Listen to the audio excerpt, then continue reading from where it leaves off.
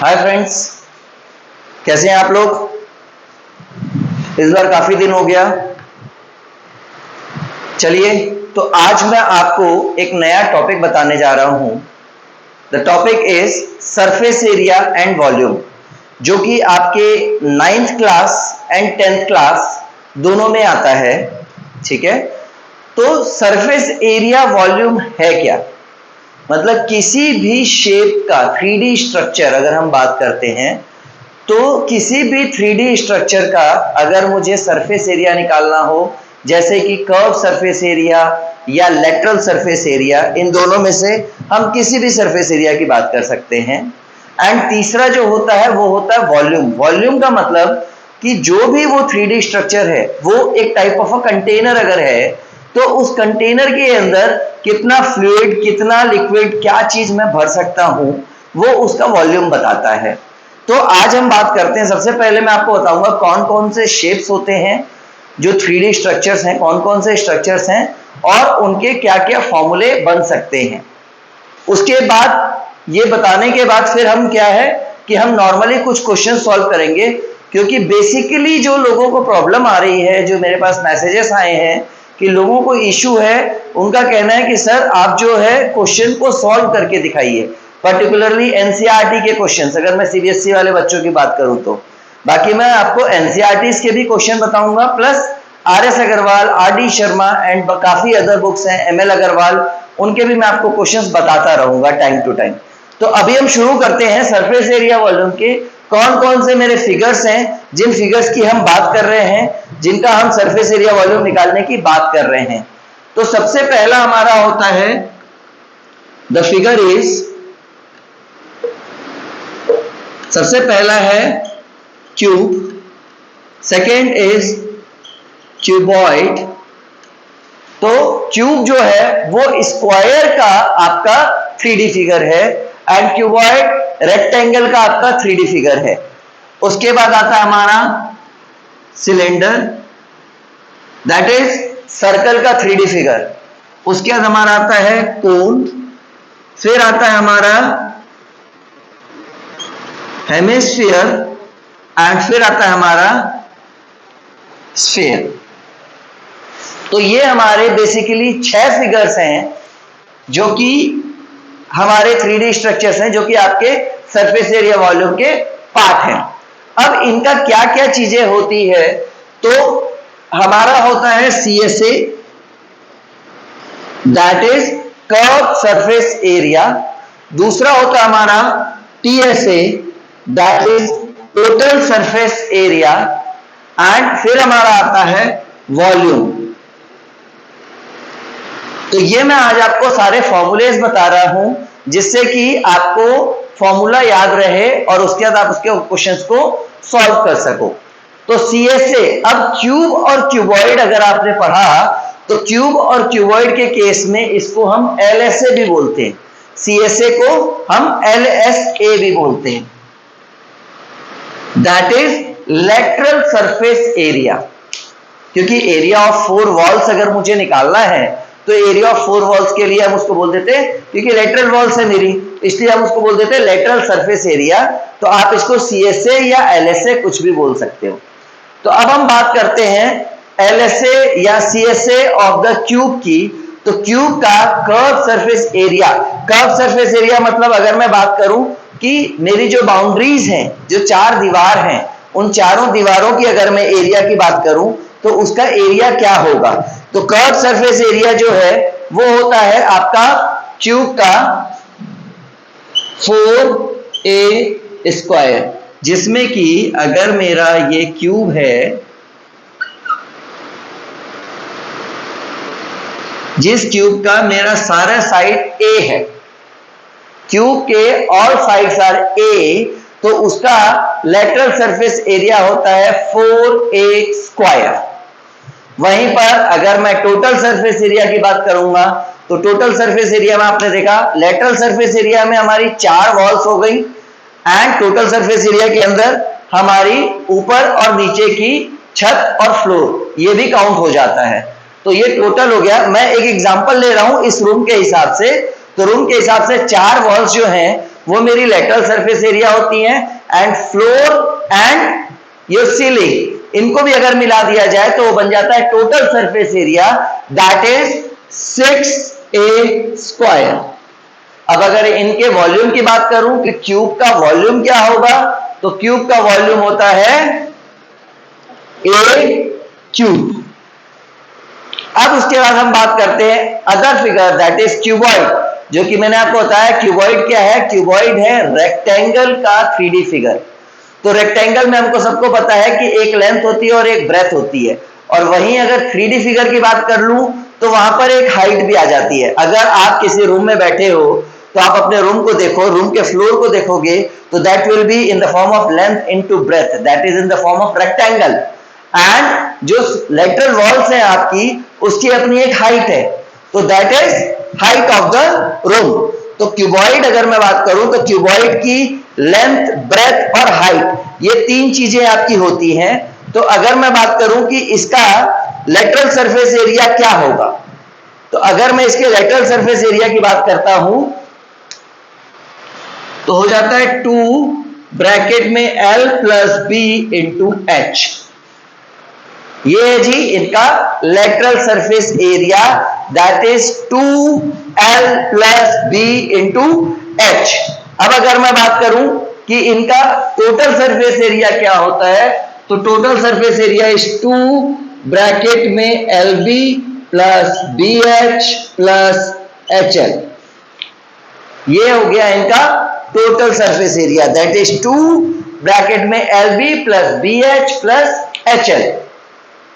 अब अगर मैं बात करूं कि क्यूबॉइड का वॉल्यूम क्या होगा, तो क्यूबॉइड का वॉल्यूम हमको पता है कि that is in the form of a rectangle, तो ये हो जाएगा सीधा सीधा L into B into H, that is length into breadth into height. ये हो गया आपका क्यूबॉइड का।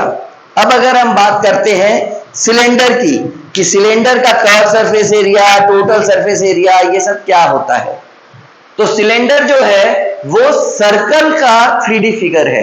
अगर मैंने सर्कल्स रखा हुआ है एंड सर्कल्स के मैं पाइल्स रखता जाऊं, सर्कल के ऊपर सर्कल, तो वो मेरा एक सिलेंडर फॉर्म करेगा। तो वहां पर एक सर्कल का एरिया क्या होता है, सर्कल का एरिया होता है 2 पाई r, दैट इज सरकमफ्रेंस। तो यहां पर हम बात कर रहे हैं कि उसका सरकमफ्रेंस से ही मैं उसका लेटरल सरफेस एरिया निकालूंगा या कर्व सरफेस एरिया निकालूंगा, क्योंकि अगर मैंने इस सर्कल का ये पूरा पोर्शन ले लिया तो 2D फिगर के अंदर तो ये उसका एरिया हो जाता है, लेकिन अगर यही 3D फिगर की बात करूंगा तो ये मेरा बन गया एक सिलेंडर, जिसका मैं कंप्लीट 3D फिगर की बात कर दूं और इसको मैं पूरा कंप्लीट ले लूं, सबका एरिया अगर कैलकुलेट करने लग जाऊं तो ये बन जाएगा मेरा वॉल्यूम ऑफ द सिलेंडर। तो मुझे अभी वॉल्यूम नहीं चाहिए, मुझे चाहिए curve surface area of the cylinder. तो कर्व सरफेस एरिया मतलब उसका जो सरकमफ्रेंस है दैट इज 2 पाई r, और उसमें अगर मैं x से मल्टीप्लाई कर देता हूं, क्योंकि कई सारे सर्कल्स में लगा रहा हूं और हर सर्कल का जो सरकमफ्रेंस है दैट इज 2 पाई r, तो इसका फॉर्मूला बन जाएगा आपका 2 पाई r h, that is curve surface area of the cylinder. अब वहीं अगर मैं कर्व सरफेस की जगह टोटल सरफेस की बात करने लग जाऊं तो कर्व सरफेस का मतलब क्या हो गया कि जैसे ये अगर मेरा सिलेंडर है तो इसके इस पोर्शन की मैं बात कर रहा हूं, सिर्फ इस पोर्शन की मैं बात कर रहा हूं। अब अगर इसका टोटल सरफेस एरिया अगर मैं बोलूंगा तो ये और ये फुट एंड टॉप ये दोनों भी ऐड हो जाता है, तो दोनों ऐड होने का मतलब 2 पाई आर स्क्वायर इसका और इसका, ये दोनों का अगर ऐड हो जाएगा तो क्या बन जाएगा, मेरा बन जाएगा 2 पाई आर ब्रैकेट में r प्लस h। अब अगर देखो तो मैंने क्या बोला था कि 2 पाई आर एच तो है इसका CSA, और प्लस मैंने इसका फुट एंड टॉप ये दोनों जोड़ दिया, तो 2 पाई आर एच एक निकल गया और 2 पाई आर स्क्वायर, क्योंकि ऊपर का अगर मैं बात करूं तो पाई आर स्क्वायर इसका भी हो गया और पाई आर स्क्वायर इसका भी हो गया, तो 2 पाई आर स्क्वायर एक हो गया प्लस 2 पाई आर एच हो गया, CSA plus 2 pi are square. तो फॉर्मूला बन गया 2 पाई आर प्लस एच। अब अगर मैं बात करूं कि इसके वॉल्यूम की, तो सिलेंडर का भी जैसे मैंने बताया पाई आर स्क्वायर इसका एरिया होता है। अगर 2D फिगर की बात करें तो पाई आर स्क्वायर अगर इसका एरिया है सिलेंडर का, तो सिलेंडर का pi are square pi are square pi are square हर बार जोड़ते गए। कहां तक जोड़ा हमने? जब तक हम उस हाइट तक नहीं पहुंचे। तो टोटल हाइट जो मेरी है, तो इसका फॉर्मूला हो जाता है पाई आर स्क्वायर एच। ये है इसके वॉल्यूम का फॉर्मूला। अब हम बात करते हैं अगला फिगर, जो कि है मेरा कोन। कोन क्या है? टेंट सबने देखा होगा, आइसक्रीम सबने खाई होगी। आजकल तो आइसक्रीम कोन वाली ही लोग ज्यादा खाते हैं, कॉर्नेटो एंड ऑल। तो आइसक्रीम सबने खाई होगी। तो वो कोन का शेप कैसा होता है? कोन का शेप ऊपर से तो सर्कुलर होता है, लेकिन जैसे जैसे आप नीचे आते जाओगे वैसे वैसे वो सर्कल का क्या होता है? वैसे वैसे वो सर्कल का रेडियस कम होता जाता है। कोन कुछ ऐसा होता है, ऊपर से तो सर्कुलर होता है, लेकिन जैसे जैसे आप नीचे आते जाओगे उसका रेडियस कम होता जाएगा। रहेगा फिर भी सर्कुलर, बट उसका रेडियस कम होता जाएगा। तो अगर उसका रेडियस कम होता जाएगा तो हम उसका अगर कर्व सरफेस एरिया की बात करेंगे तो हम कैसे निकालेंगे? तो अब आप एक चीज सबसे पहले गौर करिए, इस कोन में, इस कोन के अंदर अगर ये मेरा सर्कल है, ये सर्कल का सेंटर, यहां से अगर मैं ये डिस्टेंस लेता हूं तो इसको मैं बोलता हूं रेडियस। ठीक है, इस सर्कल का ये रेडियस हो गया। अब ये जो टोटल हाइट ऑफ द कोन है, इसको हम बोलते हैं हाइट ऑफ द कोन। और ये जो मेरा पोर्शन है, जिस तरीके से मेरा रेडियस कम होता जा रहा है, इसको हम बोलते हैं एल। एल को हम क्या बोलते हैं? एल को हम बोलते हैं स्लैंट हाइट, क्योंकि ये स्लैंटिंग पोजीशन में है। तो यहां पर हमको पता है कि आर और एच जो है एक दूसरे के परपेंडिकुलर हैं, तो यहां पर लग जाता है एल निकालने के लिए पाइथागोरस थ्योरम का फॉर्मूला। तो सबसे पहले हम अगर एल निकालते हैं तो हमारा एल का फॉर्मूला क्या होता है? L square is equal to R square plus H square. ये तो मेरा फॉर्मूला हो गया पाइथागोरस थ्योरम वाला कि हाइपोटेन्यूस का square is equal to perpendicular का स्क्वायर प्लस बेस का स्क्वायर। तो यहां पर तो मैंने निकाल दिया एल, जो मुझे स्लैंट हाइट चाहिए। अगर मुझे हाइट दिया हुआ हो, रेडियस दिया हुआ हो किसी भी क्वेश्चन में, और मुझे स्लैंट हाइट ना दी हो, तो स्लैंट हाइट निकालने का फॉर्मूला ये रहा। अब स्लैंट हाइट तो हमने निकाल दी। अब स्लैंट हाइट हमने निकाली क्यों? हमारे पास तो हाइट है, रेडियस है।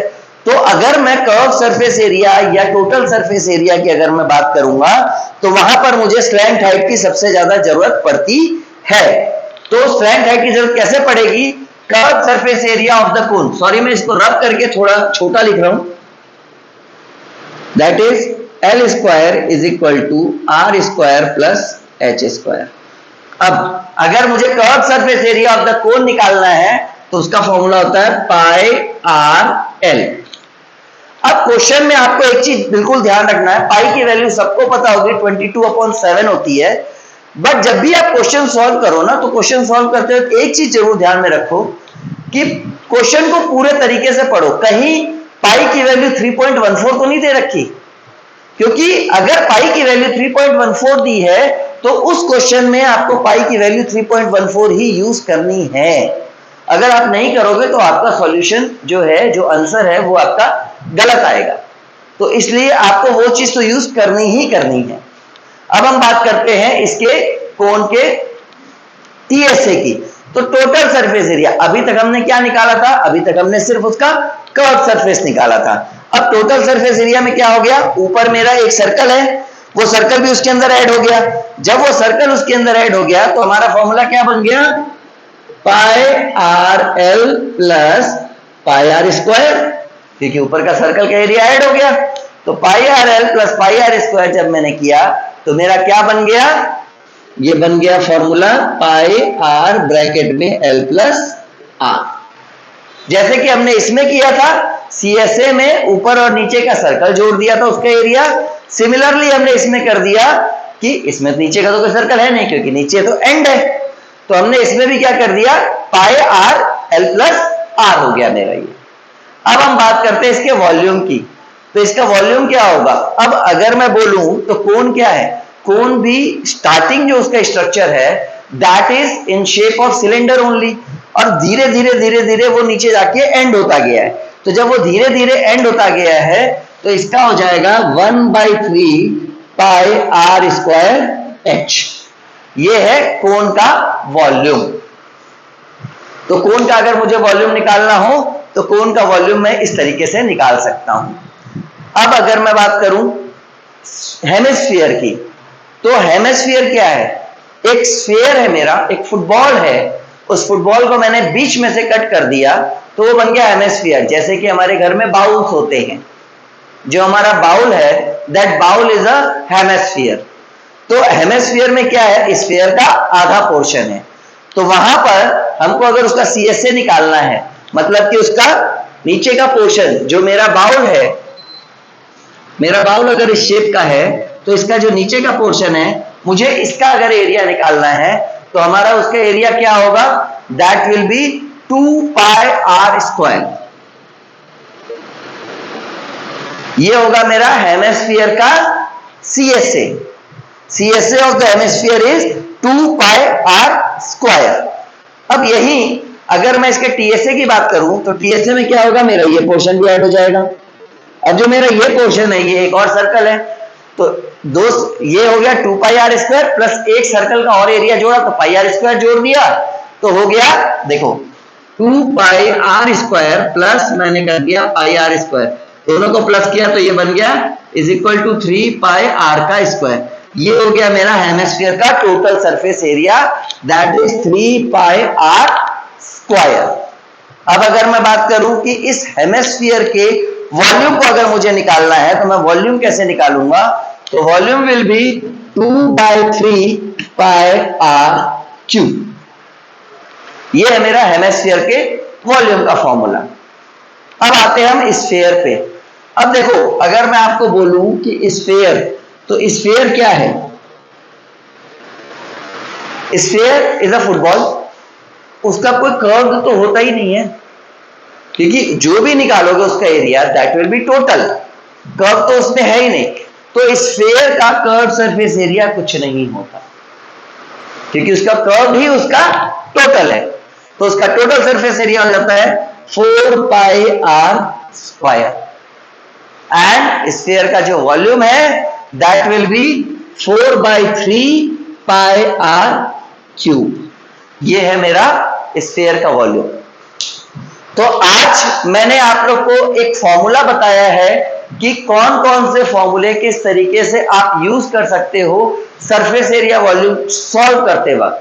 क्योंकि अगर आपने ये फॉर्मूला याद कर लिया and surface area volume solve करते वक्त सबसे बड़ी एक चीज याद रखिएगा कि कोई भी क्वेश्चन अगर आप कर रहे हो तो प्लीज उस क्वेश्चन को इमेजिन करिए कि वो फिगर, जो फिगर ये बोल रहा है क्वेश्चन में, वो फिगर आपके सामने है।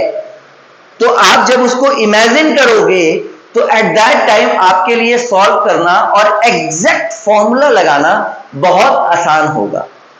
आपको मैं नेक्स्ट वीडियो में मिलूंगा जिसमें कि मैं आपको कुछ क्वेश्चंस करके दिखाऊंगा। मतलब आप ये मान के चल लीजिए कि मोर और लेस आज मैंने जितने भी फॉर्मूले लिखे हैं इन सब फॉर्मूले के ऊपर बेस्ड आपको एक एक करके मैं छोटे छोटे क्वेश्चंस आपको सॉल्व करके दिखाऊंगा। मैं वो क्वेश्चन सॉल्व करूंगा जो बेसिकली थोड़े डिफिकल्ट होते हैं, नॉट द इजी वन।